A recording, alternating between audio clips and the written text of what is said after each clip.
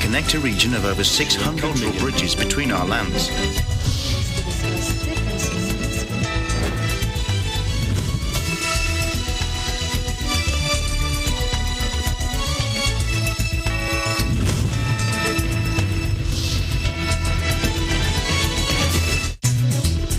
Good afternoon, I'm Alma Angeles, and you're watching ASEAN in Focus. On today's headlines. China said that it will hold naval exercises in the South China Sea after a week of recrimination from Western powers over its military ambitions across the Pacific region. The UN Security Council failed to agree on a statement aimed at pushing Myanmar's junta to take steps toward a peaceful solution to the country's ongoing crisis. The Philippine government called anew for a de-escalation in the Ukraine war and for parties to exert all efforts to cease hostilities. An Indonesian daredevil defies gravity and stereotypes.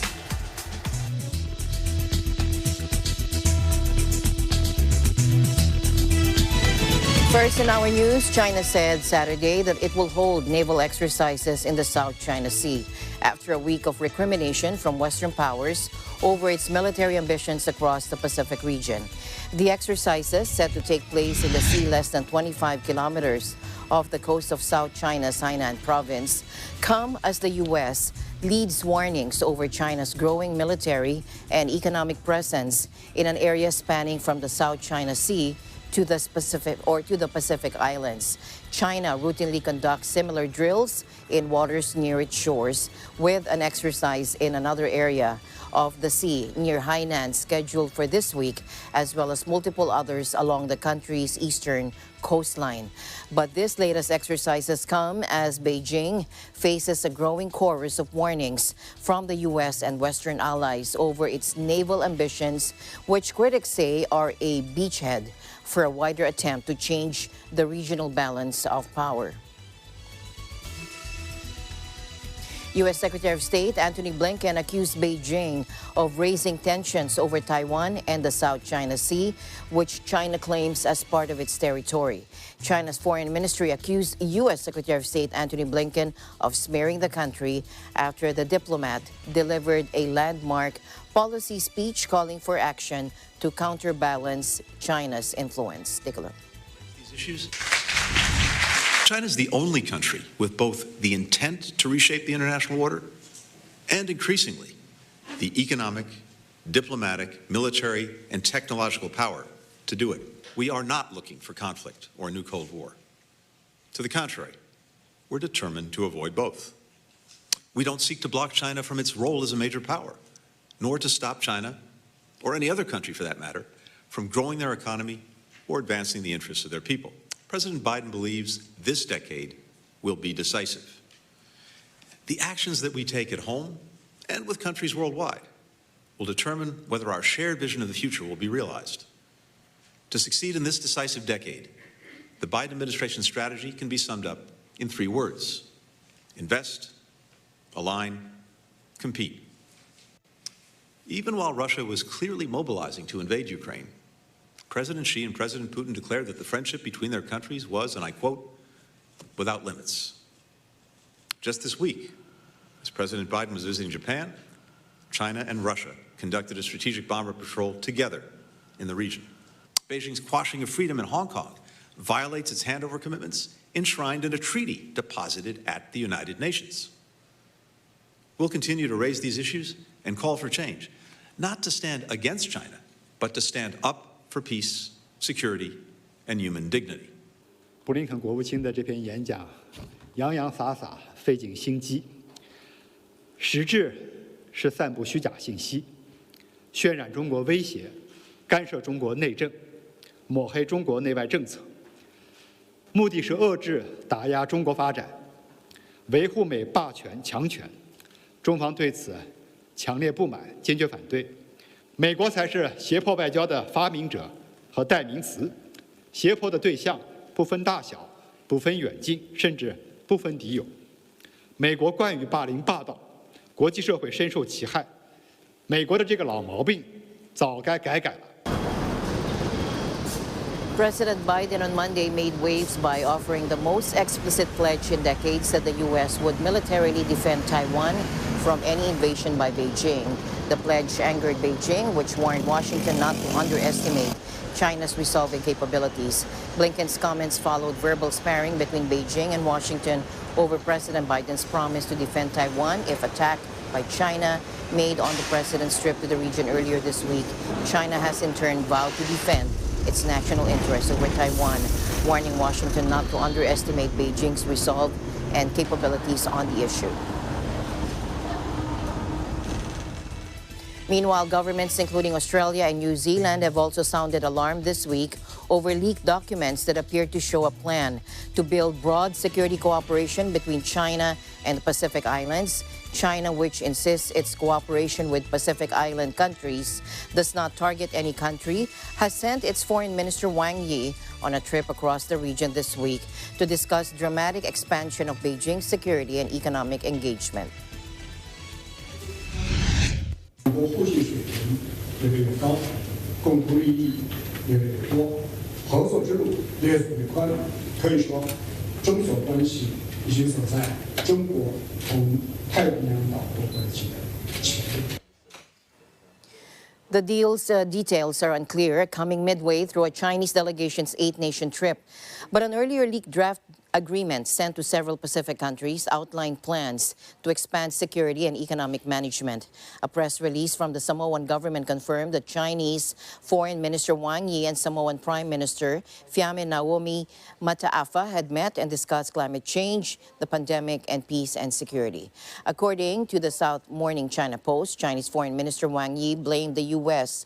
and its allies for containing China. He also said Pacific Island nations were not anyone's backyard as he continued his tour on the region. Other stops made were in or are going to be Tonga, Vanuatu, Papua New Guinea, and East Timor. Meanwhile, Philippine President-elect Ferdinand Marcos Jr. said he would uphold an international ruling against Beijing over the disputed South China Sea, insisting he would not let China trample on Manila's maritime rights. Take a look.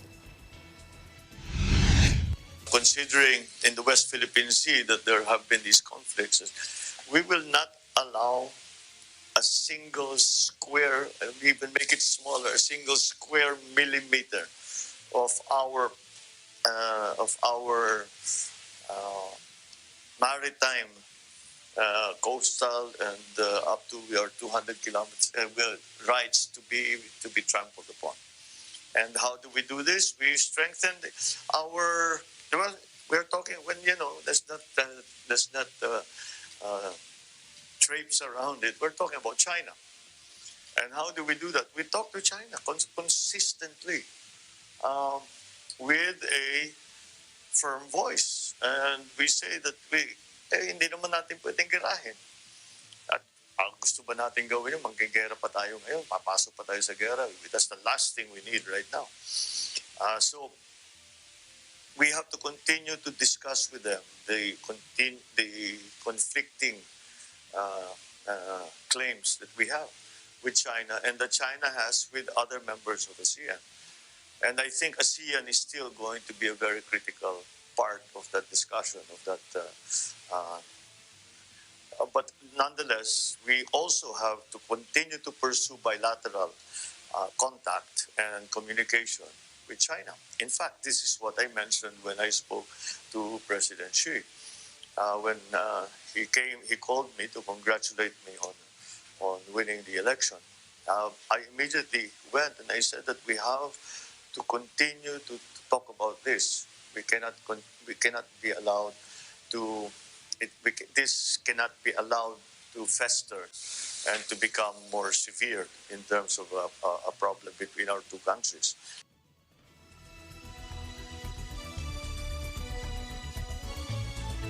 The incoming president also signaled that he wouldn't adopt his predecessor's slightly unorthodox approach to foreign policy. Instead, President-elect Marcos Jr. has sought to strike a balance between China and the U.S. Take a look. I think that we just find an independent foreign policy where are friends with everyone. It's the only way. The uh, the closest part of China to my province, Ilocos Norte, is 600 kilometers away. We have to be good neighbors, and we ask them to be good neighbors to us as well. The partnerships that we make within the region, ASEAN primarily, are going to be of critical importance when it comes to that. So we have to make those. As I told the ambassadors when they came, not only economically but geopolitically, as we emerge from the pandemic and the crisis that it brought, we have to form alliances and partnerships, because no country can do this, can recover or can change foreign policy on their own. Can change the geopolitical situation on their own. And that's why we have to forge partnerships. And those are the partnerships that will keep things stable.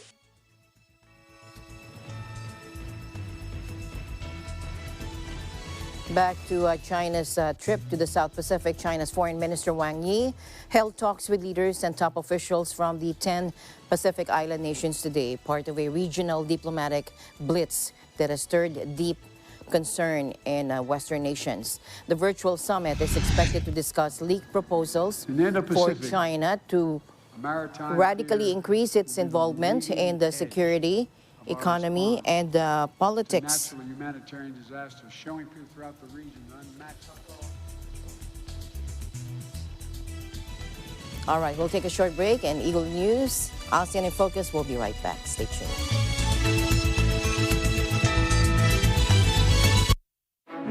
Ito ang Net25 Primetime News. Matatag,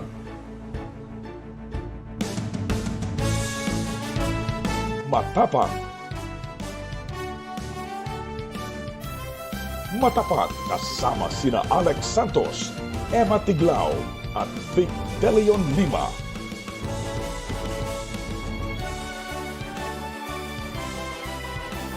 Mata ng Agila. Lunes hanggang Biyernes, alas 6 ng gabi sa Net25.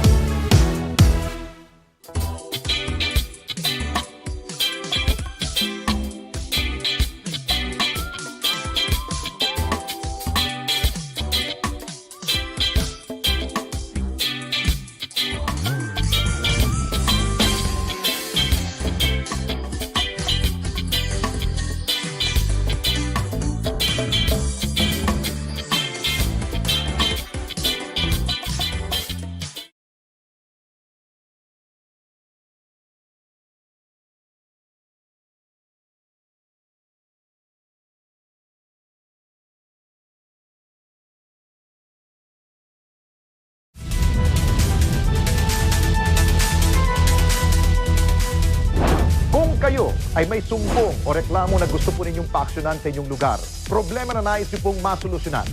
Mag-text sa 0915-415-1035 o mag-email sa responde@net25.com. Pwede rin kayong magpadala ng mensahe sa ating Facebook page at Net25TV. Hintayin po namin ang inyong mensahe para agad na marespondehan. Mapapanood nyo kami sa mga sumusunod na mga channels.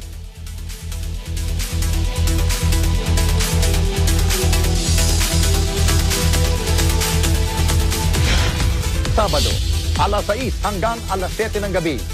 Ito ang Responde, Mata ng Mamamayan.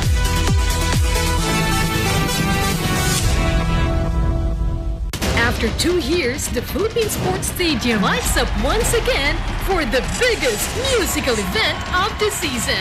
We're bringing back the excitement, the loud cheers, and the electrifying music. Featuring powerhouse performances from Verse 1, Aya De Leon, Bini, Calista, Christoph Someru, December Avenue, Dion, Glock 9, Magnus Haven, Matthias, and the Itchy Worms. Summer Blast 2022, hosted by Bea Pinene, Maureen Shrivers, and Empoy Marquez. Don't miss the Grand Summer Musical Spectacle, Part 1 on June 4 and Part 2 on June 5, 4 p.m. to 5:30 p.m. right here on Net 25.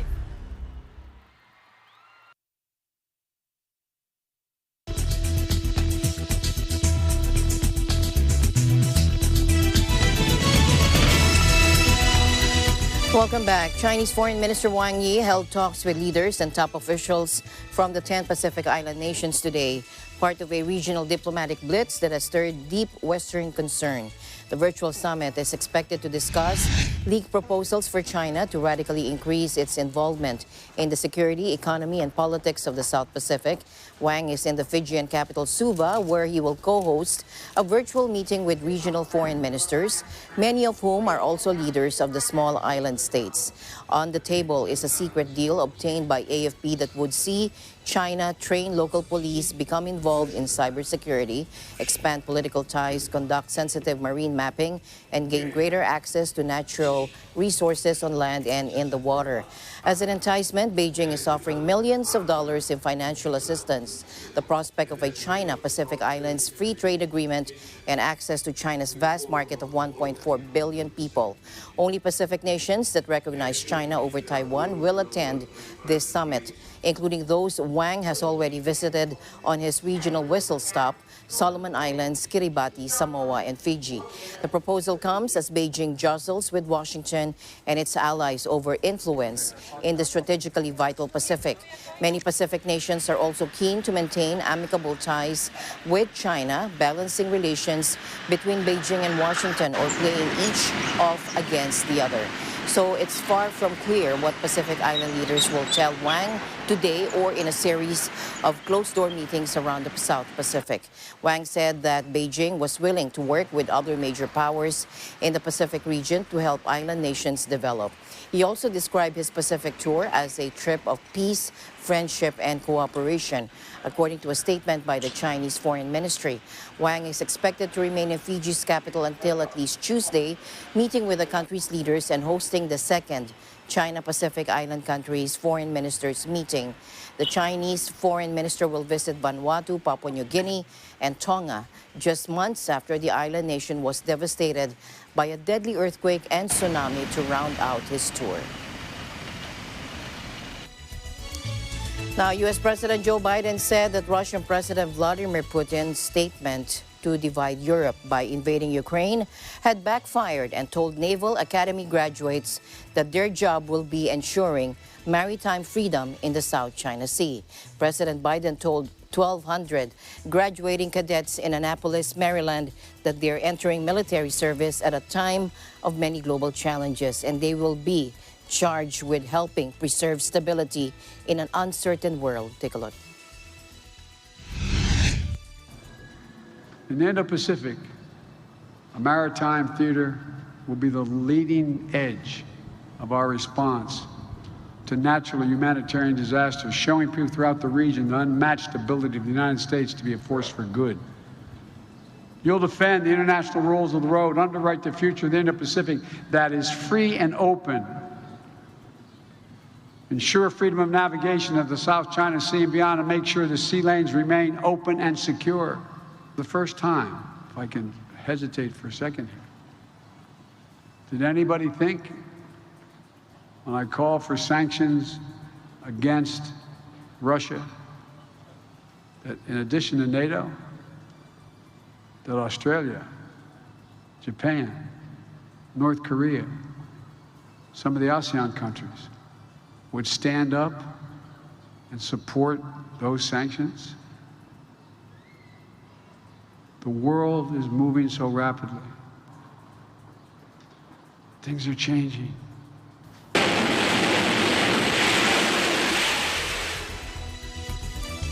The UN Security Council failed to agree on a statement aimed at pushing Myanmar's junta to take steps toward a peaceful solution to the country's ongoing crisis.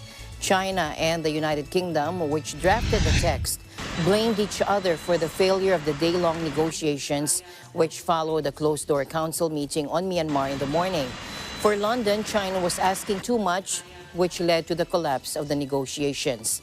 A spokeswoman for China's UN delegation told AFP that at the end of the day, there was only a slight difference to reach an agreement that was not possible to overcome. The original text proposed that the Security Council expressed deep concern over, quote, limited progress in implementing a 5-point plan on ending the crisis, which was set out more than a year ago by the ASEAN. At the council meeting, the ASEAN envoy for Myanmar, Cambodia's Deputy Prime Minister and Foreign Minister Sokham Prak, and the UN envoy Noeleen Heyzer provided an update on the situation. According to diplomats, Heyzer, who was appointed in October 2021, has been given a general green light to make her first trip to Myanmar, but hasn't yet received the necessary authorizations for her stay and the people she may meet. The UN is insisting that she may be able to meet with various Burmese parties, not just the ruling junta. Since the military launched its coup in February 2021, more than 1,800 people have been killed in a crackdown on dissent, according to local monitoring group.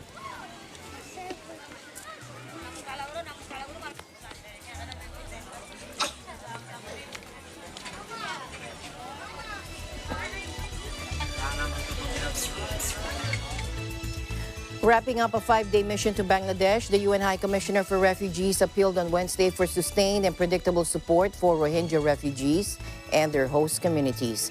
Bangladesh hosts some 1 million refugees, Rohingya refugees, most of whom fled from Myanmar in 2017. Take a look. I am a bit worried that now, first of all, here there's more needs because there is also Basan Char, and now with Ukraine and Afghanistan and a lot of other competing crises, we will struggle a bit. But I'm here also for that reason. I'm here to remind the international community that there is not just Ukraine and new crisis, that Bangladesh has been bearing the responsibility for 5 years, and this support cannot decline. The risk is there of marginalization of some of the crises because so much attention and resources are absorbed, especially by the Ukraine emergency, as you all know. And by the way, the Ukraine emergency poses problems here as well. We buy liquid gas, for example, for the Kutupalong camps. That price has gone up a lot, and this is a direct impact of the crisis. So I think that they need to take this into account when they support us. The people are ready to live in a situation which is difficult. They're used to hardship and to difficult challenges, but they don't want violence. They don't want how can I call it, discrimination, which they have suffered in the past. Meanwhile, under a tripartite agreement maintained with the military leadership, the UN Refugee Agency, UNHCR, and UN Development Program, or UNDP, continue to work on community projects in Myanmar's Rakhine State. He explained, however, that those initiatives must be scaled up and better supported to create conditions for voluntary returns in a just, safe, and sustainable manner. The Bangladesh government has relocated some 28,000 Rohingya refugees to the offshore island of Basan Char, where it has scaled up essential humanitarian services. He also called for continued strong management of conditions on the island, enhanced education services, skills development, and livelihood initiatives. Humanitarian agencies need more than $881 million this year to support approximately 1.4 million people, including 920,000 Rohingya refugees in Cox's Bazar and Basan Char, and around 540,000 Bangladeshis in neighboring communities. As of this month, the Joint Response Plan is only 13% funded. 26 people were missing Saturday after a ferry ran out of fuel and sank in bad weather off the coast of Indonesia, according to officials. The country's search and rescue agency said the vessel was carrying 43 people when it capsized on Thursday in the Makassar Strait, the sea separating the islands of Sulawesi and Borneo. Authorities said 17 people have been rescued alive by 2 tugboats that were passing by. Marine accidents are common in Indonesia a Southeast Asian archipelago of around 17,000 islands where safety standards are often lax. Last week, a ferry carrying more than 800 people ran aground in shallow waters of East Nusa Tenggara province and remained stuck for 2 days before being dislodged. No one was hurt. And as Thailand opens up its economy, they're expecting tourists to pour in the coming months. And here's Veronica Carino for an update. Veronica. Yes, hello, good afternoon, Alma. Government spokesman Thanakorn Wanbongkongchana stated that the government is not ignoring the tourism sector as the opposition claims. He noted that since the Test and Go scheme was discontinued on May 1st, Thailand has welcomed approximately 20,000 foreign tourists per day. Thanakorn stated that based on this upward trend, the government now anticipates at least 50 or 500,000 tourist arrivals per month during the low season from May to September, mostly from the neighboring countries. He added that the arrival should more than double during the high season, which runs from October to December, because Thailand is the popular winter destination for people from Europe and the United States. The government expects Chinese tourists to return late this year, according to the spokesman. He predicted that once Chinese tourists return, the number of foreign arrivals would increase to nearly 10 million, or roughly half of the pre-COVID level. He predicted that if the arrivals rise as expected, the country will increase or will easily generate 1.5 trillion baht in revenue this year. Despite of the cancellation of the Test and Go scheme, foreign tourists must still register their arrival via the Thailand Pass website, provide proof of COVID-19 vaccine or negative RT-PCR test taken within 72 hours of the departure, and purchase a $10,000 insurance policy. These rules will no longer apply to Thai nationals returning from overseas beginning June 1st, Thanakorn said, adding that all border checkpoints will reopen the following month. This update is from The Nation Thailand. Reporting from Bangkok, this is Veronica Carino. Back to you, Alma. Thank you very much, Veronica, for that update. And more of Thailand in an update on Veronica's news. Thailand has started to ease COVID measures, and from June 1, as she said, unvaccinated or partially vaccinated foreign travelers will no longer need to quarantine upon arrival. Here's more. So first, for the entry requirements into Thailand, I'd just like to start off first by recapping this, which will be, there are requirements which are to be adjusted beginning on the 1st of June 2022. Just to recap this, number one is that all quarantine measures for inbound travelers will be lifted on the 1st of June 2022.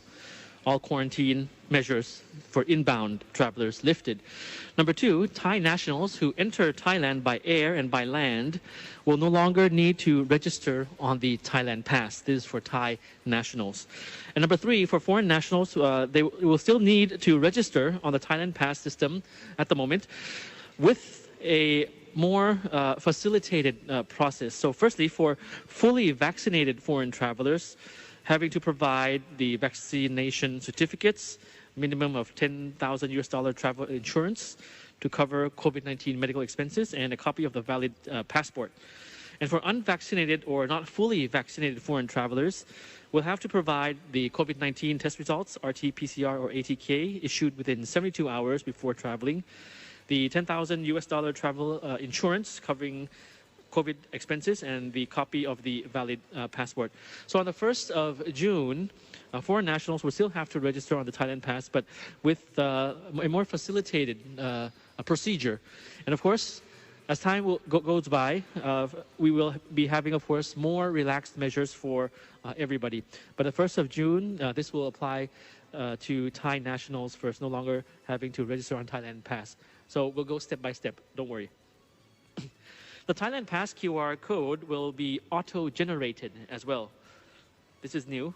This will be auto-generated immediately after registration, which will be simpler. It's going to be more simpler and more convenient and, of course, faster for all applicants.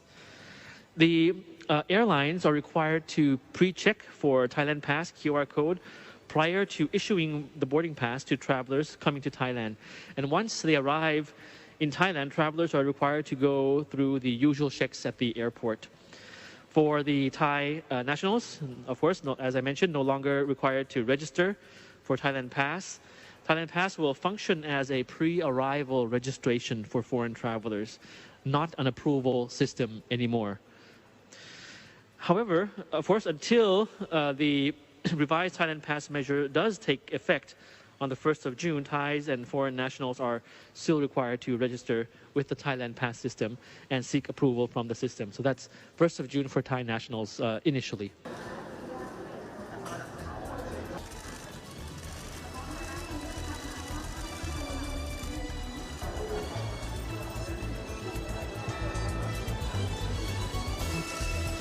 And the news continues here on ASEAN in Focus. We'll be right back.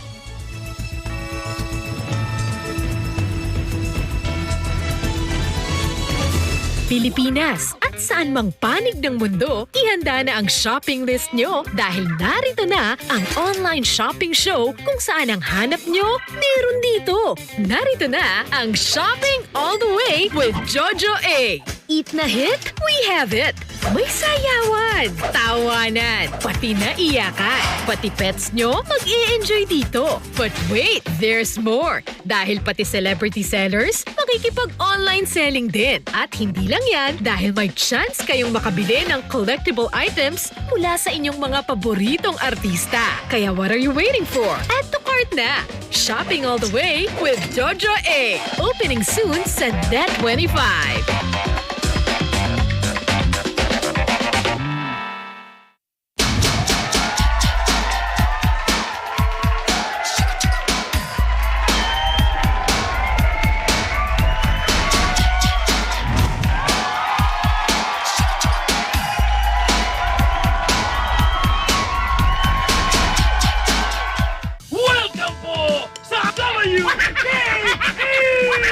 Kumaon ka rin sa nakakahiya ka. Bakit ba?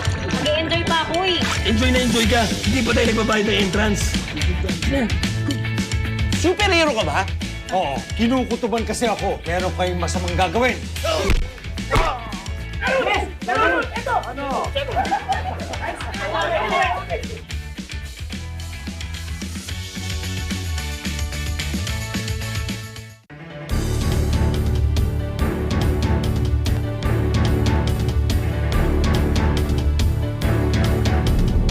We're open for business, giving MSMEs the latest market trends and business opportunities.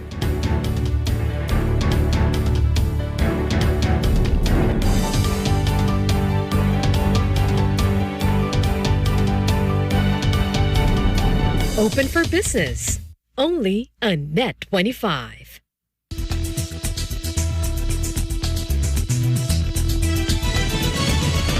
Enhancing trade and investment between Russia and the Association of Southeast Asian Nations is one way to build back better after the pandemic. This was the Philippines' position relayed by Foreign Affairs Assistant Secretary for ASEAN, Daniel Espiritu, during the 18th ASEAN-Russia Senior Officials Meeting, or RSOM, on May 23, which centered on the two partners' economic cooperation.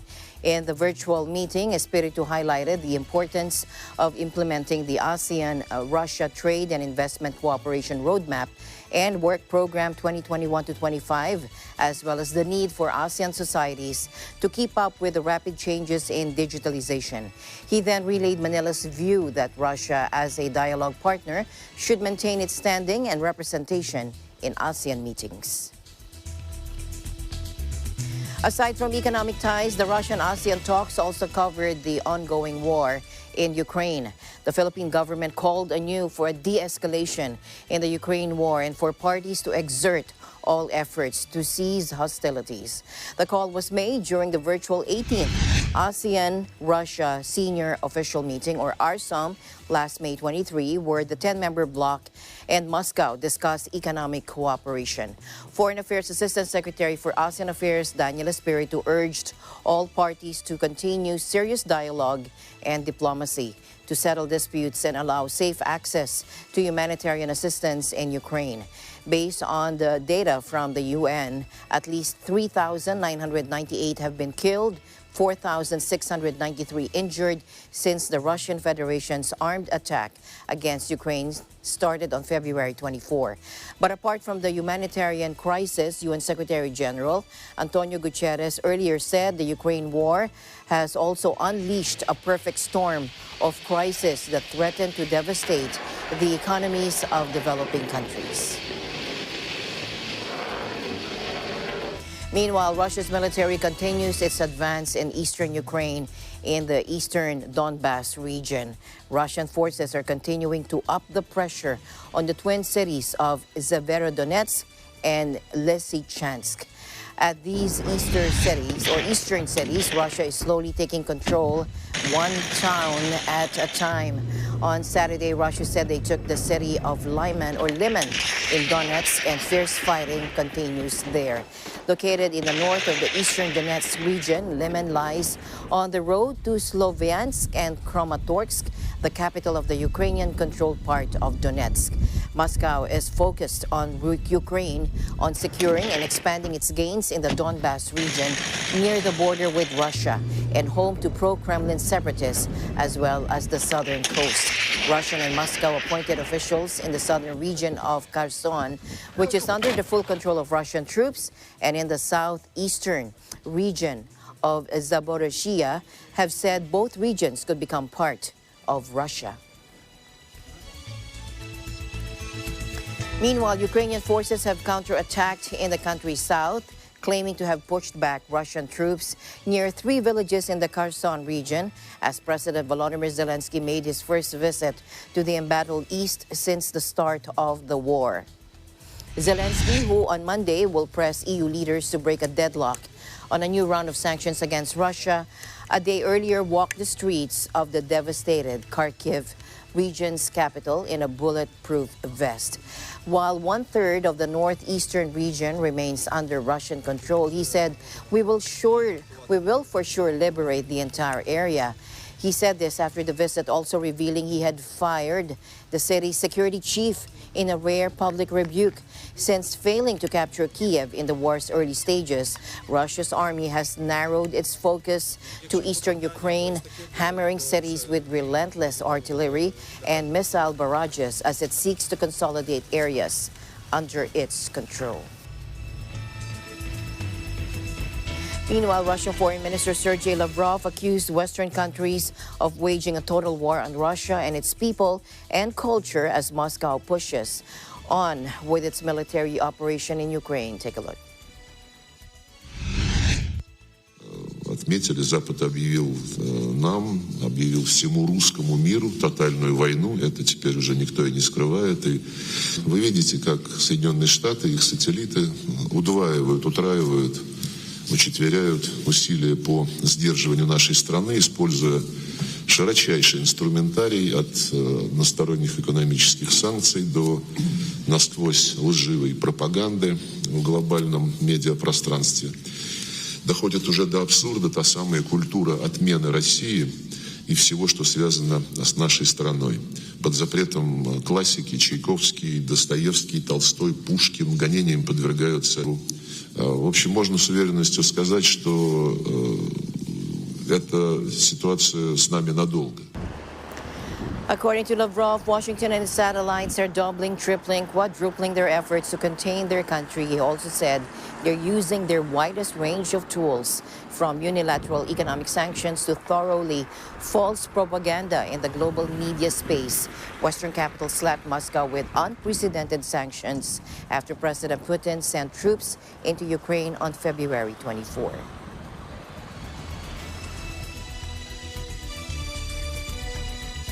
The Association of Southeast Asian Nations, or ASEAN, and the International Federation of Red Cross and Red Crescent Societies, or IFRC, committed to promoting and developing engagement in the area of disaster management with the signing of a Memorandum of Understanding between ASEAN and the IFRC on strengthening of community resilience in Southeast Asia. Take a look. On behalf of the ASEAN member states, I'm pleased to see the conclusion of this Memorandum of Understanding between ASEAN and IFRC on strengthening the community resilience in Southeast Asia. The MOU outlines the areas of collaboration between ASEAN and the IFRC in building a disaster-resilient ASEAN community, including disasters management, disaster risk reduction, disasters law, health in emergency, disaster relief and emergency response, gender, youth, and climate change. Investment in this crucial area form the structural foundation in buttressing the ASEAN regions against the new and emerging disasters risks. Today's signing of the MOU between ASEAN and IFRC on strengthening the community resilience in Southeast Asia demonstrate an important milestone for the ASEAN community building process. It celebrates the ASEAN-IFRC partnership, provide a reliable platform for future cooperation, and most importantly, promote ASEAN efforts to reduce disaster losses of life in the ASEAN region.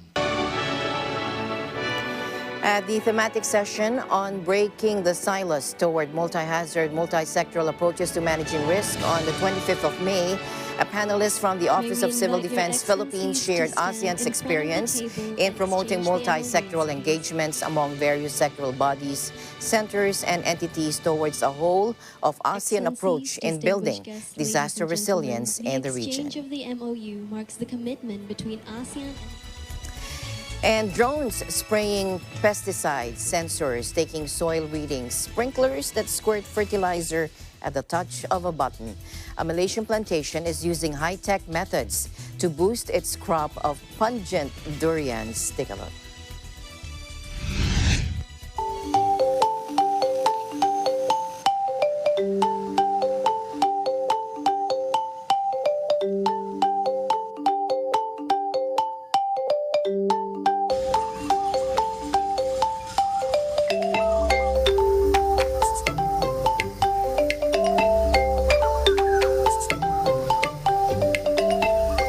What is important, once you give what is being needed, the fruit will be much more consistent, the shape will be better, and most important, the aroma will be better because you will be able to be more scientifically control it.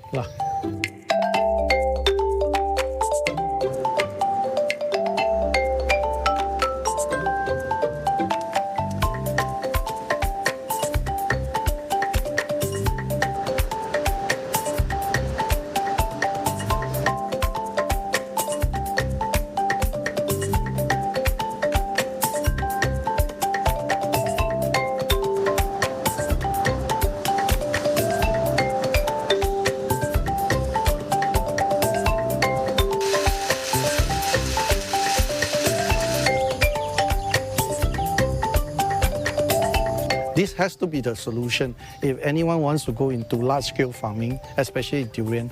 And this has proven right in my farm. It should be proven right for whole Malaysia as well.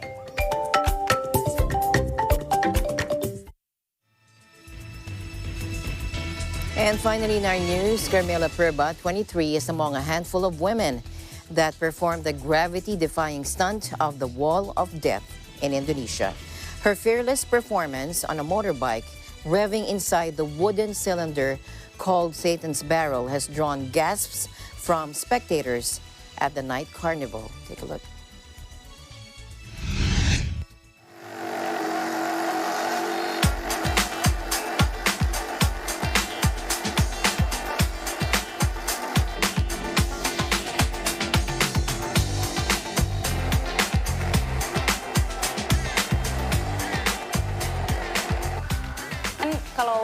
cewek joki tongstan itu jarang banget gitu kan, sama sekali nggak pernah ketemu gitu kan. Kalau kayak kita lihat cewek balap di ini ngetrail apa gitu kan udah biasa. Jadi aku pengen nyoba yang sesuatu yang berbeda gitu.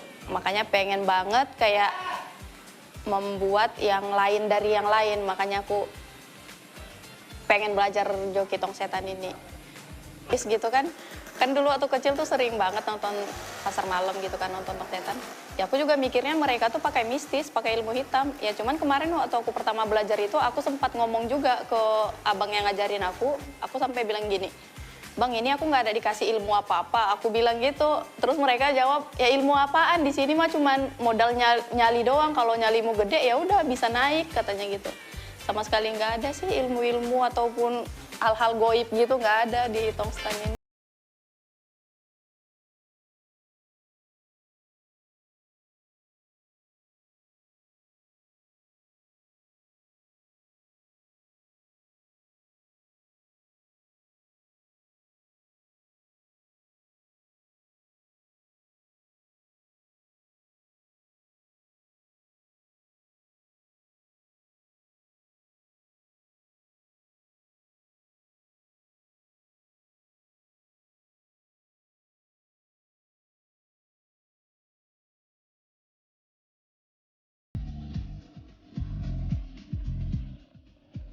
Orang-orang masyarakat itu pada mandangnya kayak, "Ih, ini cewek apaan sih?" gitu. Masa mainnya kayak gitu. Banyak kritikan juga sih. Gitu. Cuman kan memang sudut pandang orang itu beda-beda gitu kan, Bang. Cuman kita ya bisa terima aja.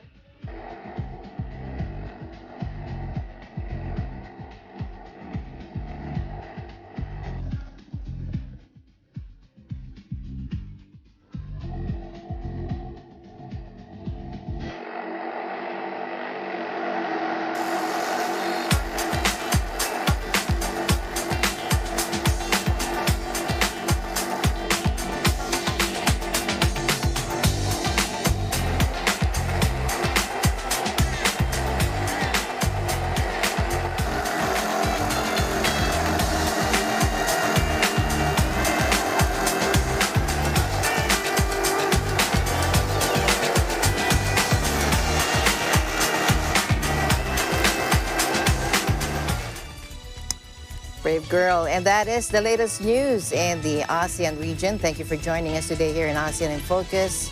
And we'll see you back tomorrow, same time, same place, here on ASEAN in Focus. Stay in the news because we live in extraordinary times.